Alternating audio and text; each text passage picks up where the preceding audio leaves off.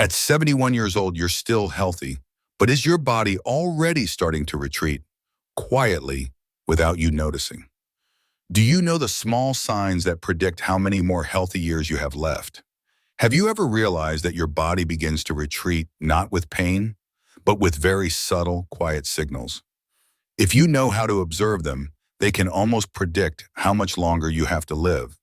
No need for tests, no need for machines, just observation. Is it hard to get up? Do you walk slower than last year? Do you still feel hungry in the morning? Can you remember what day it is today? Studies from Japan, the UK, and the US have shown that these seemingly harmless signs can accurately predict the risk of death within the next 5 to 10 years after the age of 70. Yet, ironically, most people overlook them. They think, I'm still fine. Until one morning they don't wake up. We're not here to scare you, nor are we offering a preachy lecture. It's just that there are small things we often overlook until it's too late to pay attention. These 7 things may seem small, but understanding them can help you hold on to life a little longer and live each day with more purpose. If something in this video makes you pause for a moment, it could be your body asking you to stop and listen. And if someone you care about comes to mind, someone you haven't yet asked, are you feeling comfortable lately? Send them this video. You don't need to say much, just let them know you're thinking about them. Let's start with the first sign. It takes you more than 3 seconds to get up from a chair. Sometimes, when you stand up, you don't move right away. You need a moment for your head to stop spinning, for your knees to stop shaking, for your body to stabilize. Then you can move. You might think it's just old age. Everyone experiences this. But if this happens repeatedly, consistently, and becomes more noticeable over time, it's no longer just about age. It's a sign that your body is weakening, quietly but surely. According to a long-term study published in the British Journal of Sports Medicine, people over 70 who take more than 3 seconds to stand up from a chair and need to push off with their hands have a 3 times higher risk of dying compared to those who can get up more easily without support. It's not just weak legs. Standing up slowly signals a system weakening across multiple levels: muscles, heart, brain, nerves, and coordination reflexes. Take Mr. Daniel, 73, for example. He used to be quick and proactive, but recently he started sitting for a few minutes after meals. When standing, he felt dizzy. One day he almost fell backward from the dizziness. When he went for a checkup, the doctor didn't just measure his blood pressure or do blood tests. The doctor observed one thing: how long it took him to get up from a chair without support. That simple observation led the doctor to recommend deeper testing, neurological reflexes, balance, and the possibility of early heart failure. We're not saying you need to start squatting or lifting weights. Just pay attention. Today, do you stand up faster than yesterday? Do you need to pause to regain balance? Do you need support to rise? If you can still rise steadily, you have the strength to move forward. But if those first steps of the day are slowing down, it's time to pay attention. The next thing to notice is, do you still step outside each day, even if you have no specific place to go? There are days when you don't step outside. Not because you're busy, not because it's raining, simply because there's no reason to go anywhere. At first, it's just one day, then a few days. Gradually, you feel more comfortable staying inside, feeling less tired. Then one day you realize you haven't touched real sunlight, met anyone face to face, or breathed in fresh air in an entire week. Staying indoors doesn't just weaken your legs, stiffen your back, and slow your mind. It also makes you lose the sensation of living in a world that is moving. Research from Stanford University shows that people over 70 who don't leave the house at least 5 days a week have a 39% higher risk of depression, twice the recovery time after illness, and a significantly higher rate of insomnia. You don't even need to go to a park. Just stepping outside for a few minutes can help. You don't need to go far. Just once a day, step outside. Let your body soak in natural light. Let your feet remember the feeling of walking on solid ground. Let your brain recognize that today is different from yesterday. Mr. Howard, 78, used to enjoy walking every morning, but after his wife passed away, he stayed indoors for nearly 4 months. The windows were closed. The lights stayed on all day. No sunlight, no breeze, no one to talk to. His son only realized that his father had started losing sleep, feeling fatigued, and forgetting things, until the doctor asked a simple question. When was the last time you stepped outside? The issue wasn't his health. It was that his body no longer received signals from the outside world. You don't need to go anywhere far. Just open the door, stand in the sunlight for 10 minutes, take a few steps around the garden, or sit on the porch and listen to the birds. Because someone who steps outside every day is someone who still wants to keep going. And if you're still walking, pay attention to this next point. Your walking speed may slow down year by year. Have you noticed if you're still walking as fast as you did last year? No one measures it, no one asks. But your walking speed can tell you something that even test results haven't. At first, you might think, I'm probably just a little weaker today. But if this keeps happening and your pace slows down every year, it's very likely that your body is signaling something more important than you realize. Walking speed is a survival indicator. It doesn't just reflect your legs. It shows whether your heart is pumping blood steadily, whether your lungs are still strong, whether your brain is processing well, and whether your entire nervous system is in sync.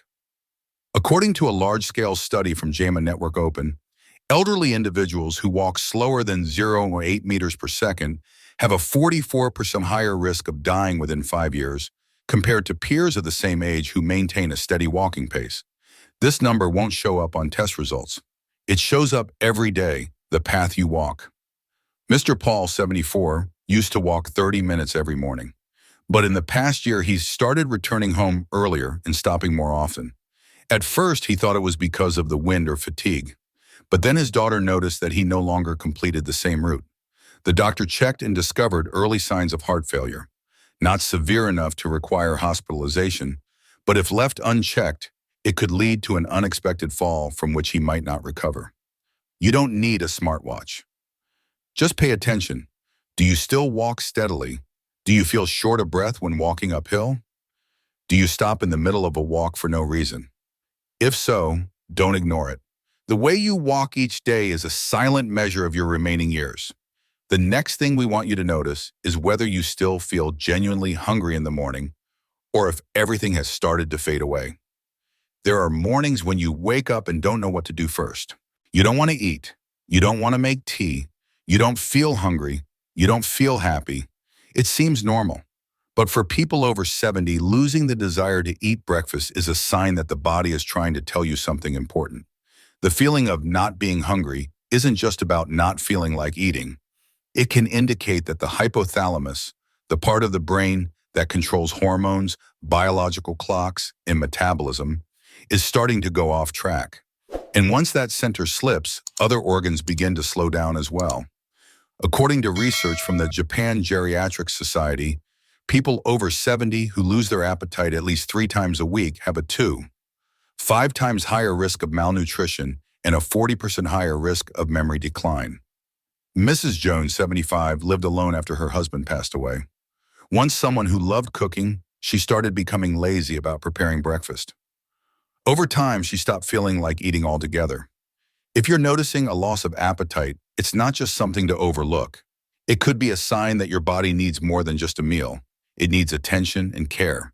Taking time to nourish your body and engage with the world around you can help maintain a healthy rhythm and prevent the silent decline that often goes unnoticed. She woke up but didn't even open the fridge. Her stomach wasn't growling, and her mind wasn't craving anything. A few months later, she had lost a significant amount of weight, became confused, and everything she ate tasted bland.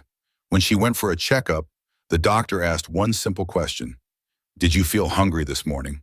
And that's when she realized it had been more than a week since she had felt like eating anything in the morning. You don't need to eat much. You don't need to force it. Just let your body be woken up each day with something gentle. A bowl of porridge, a banana, a spoonful of yogurt, and if possible, eat with someone. So there's someone to ask, what's good to eat today? Because when the body no longer sees a reason to eat breakfast, it may gradually lose the reason to start a new day as well. If you're still watching this, leave a comment saying, "I still want to live healthily" below, so we know you're still here. It's also for someone else to read, so they feel like they're not alone. And if your mornings have started to slow down, pay attention to whether you can still keep your balance in the simplest things. Have you ever tried standing on one leg, not with your eyes closed, not leaning to one side?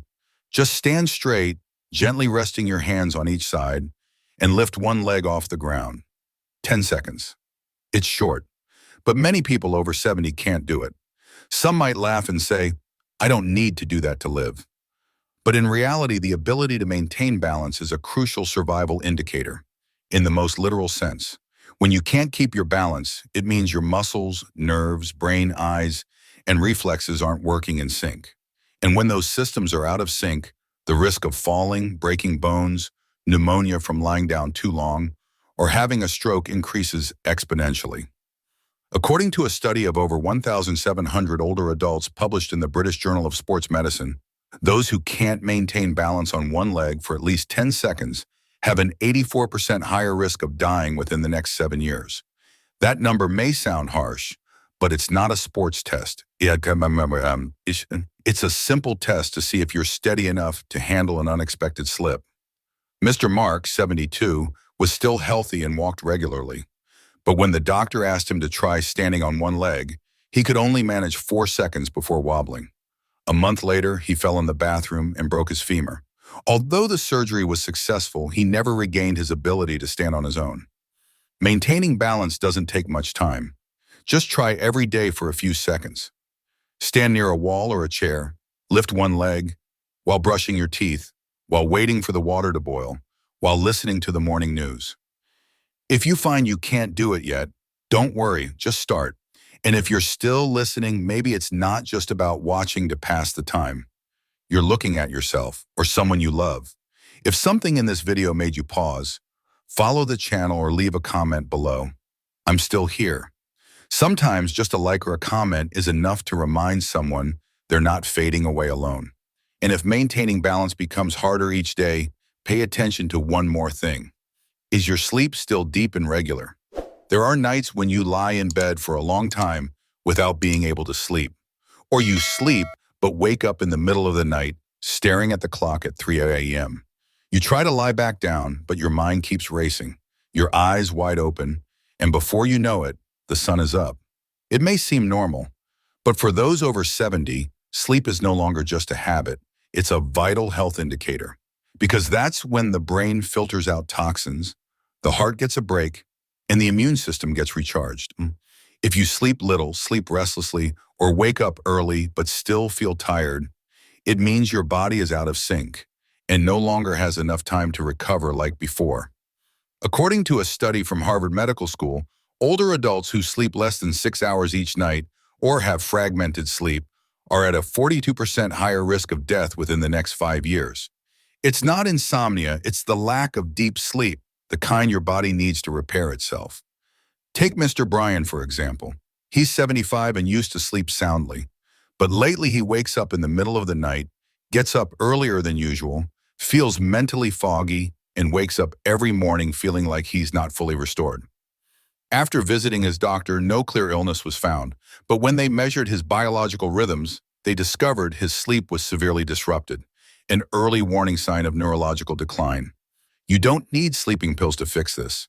Instead, try going to bed at the same time each night, avoiding screens an hour before bed, and getting some natural sunlight in the morning to reset your biological clock. And if needed, practice deep, slow, steady breathing for 10 minutes before sleep. Because sleep isn't just about rest. It's when your body silently repairs all the things you can't see. Each full night of sleep gives you a chance to extend the rest of your life. Now think about this. If recently someone asked, "What's going on tomorrow?" and you hesitated, brushing it off with a vague answer, maybe it's time to pay attention to this. Do you still feel tomorrow is worth looking forward to? Not being able to make plans isn't about disorganization. It's a sign that your brain is slowly losing its connection to the future.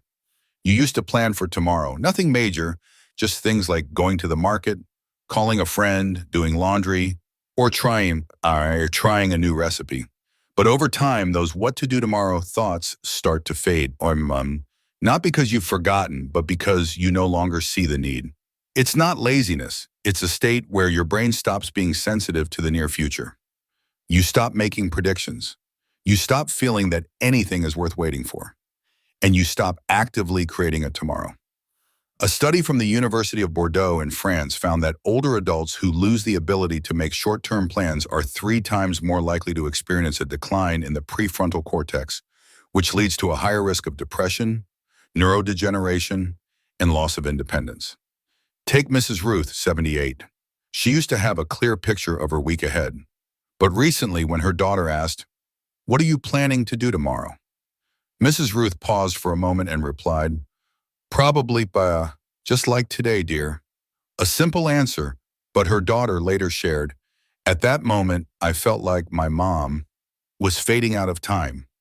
We're not saying you need to make a to-do list every night. We're just suggesting that you should still have something to look forward to tomorrow.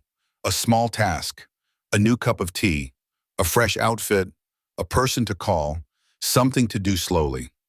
Because when you stop thinking about tomorrow, sometimes your body stops holding on to it too. No one knows how long they'll live, but everyone deserves to know how much they're still alive. Not by their age or medical history, but by the way they wake up, by the rhythm of their steps every morning, by whether they still feel hungry, still want to call someone, or simply whether they're still thinking about tomorrow. We don't expect you to remember all 7 signs. We just hope that if anything in this video made you pause, you'll take a moment to listen to your body. And if you think this video might help someone you love live one more day, send it to them. Follow us so you don't miss these gentle reminders, because sometimes the right reminder can keep someone with us longer than we think. If you want more small but meaningful insights like this, we'll be here, gently reminding you that tomorrow is still worth waking up for.